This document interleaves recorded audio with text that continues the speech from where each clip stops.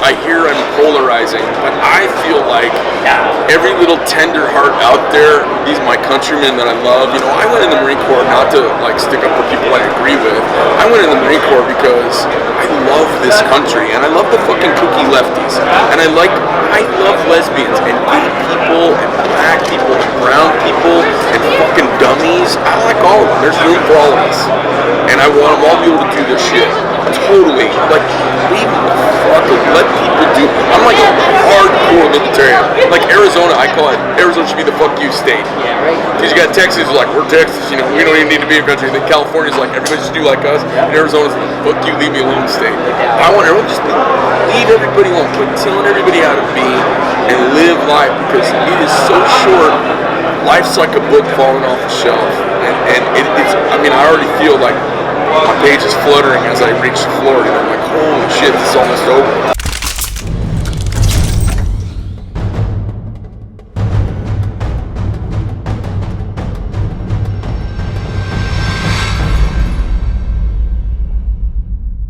It sounds corny. People ask me all the time, why did you get into the knife business? I wanted to get in manufacturing. I've always liked cutlery.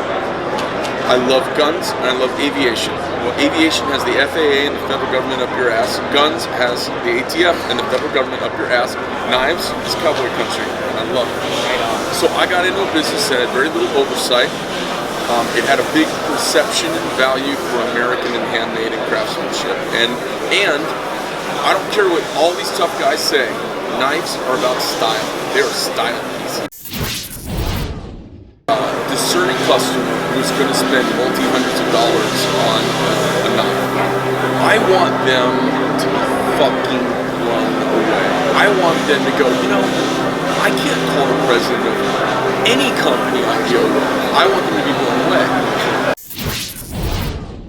My raison d'etre for getting into manufacturing was I had been doing stuff that wasn't bringing up my community. It wasn't raising my community. It sounds really corny, but at a certain point, when you're making enough money, at a certain point, the money is not what gets you to work every day. People all the time, young people ask me all the time, guys new to the knife business, hey man, you know, I ask them, I go, what do you want to be when they grow up? They go, well, I want to be rich. And I go, well, you need to come up with a new fucking plan, because that's not a fucking plan, dude. That is ghetto dreaming watching MTV. You know, my thing when I got into knife making, it was I want to change the world around me. I want anybody who buys from me, and some people don't like me because I have strong boundaries, and I go, well, no, you violated that. I have a reason. There's a reason it's written down, and I'm not some girl chewing gum on the phone at $8 an hour that you can browbeat into breaking the terms of the agreement. What's really cool, like, I used to like launching a new knife, so I've sketched it out, I draw it, I make all the parts, and I put it together, and I'm like, oh, here's the first one, right? I used to like that. Now, I love drawing it and handing it to my team and kind of answering questions for them along the way, and then they hand me the done knife. Like, that, to me, is crazy fun. That's awesome. Because I get to do the whole creation act, and then, while they're doing that, I'm drawing another one. You've taught all these guys. Yeah. Your team is a pretty tight team. Yeah, like nobody came to me from, like, if we were up in Oregon, I could hire knife guys. There's no knife industry in Arizona. So the 25 people that work out on my floor, they are all taught at our facilities. And nobody had any, I got 2 guys that had manufacturing experience, and everybody else had no experience at all.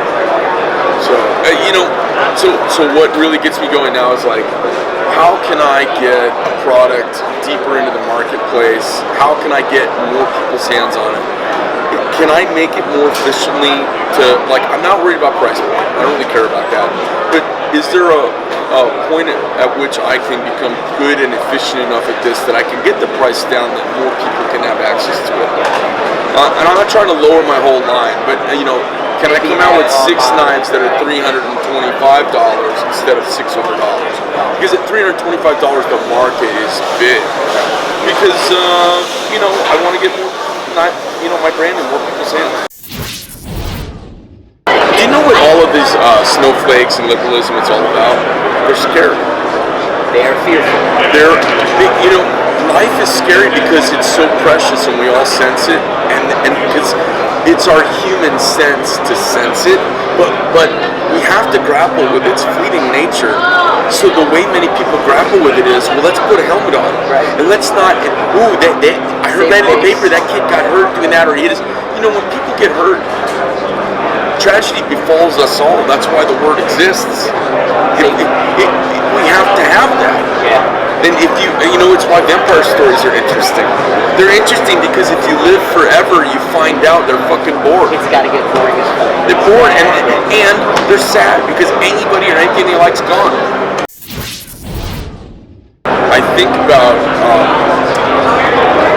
the helicopter parent generation where all the kids are precious and special. And they forgot one word. Because my kids fucking love. You are awesome to me. You are special to me. You are the most important thing in the world to me. The rest of the world doesn't give two fucks. And we all need to know that. That is the truth. Because you're really special to me. You're not special to fucking anybody else, man. You're special to me. But just know, you're really not special to anybody else. And if you go through life like that, you're like, I'm not special. I'm just a fucking dude. The humility I got when I was a kid was this. Oh, 100%. And nobody gets that anymore. And so here's my bit. Bukowski is a beat poet out of San Francisco, and he has this great line in one of his poems, and I read it years ago, and the line stuck with me forever.